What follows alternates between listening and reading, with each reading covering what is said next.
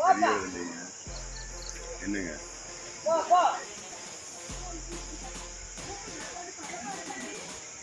மேட்டுப்பாளையம் மற்றும் அதன் சுற்றுவட்டார பகுதிகளான தேக்கம்பட்டி, நெல்லித்துறை, ஓடந்துறை, ஊமப்பாளையம், பாலப்பட்டி, வச்சினம்பாளையம், சிறுமுகை, லிங்காபுரம் உள்ளிட்ட பல்வேறு பகுதிகளில் கடந்த சில ஆண்டுகளாகவே பாகுபலி என்ற ஒற்றைக்காட்டு யானையின் நடமாட்டம் இருந்து வருகிறது.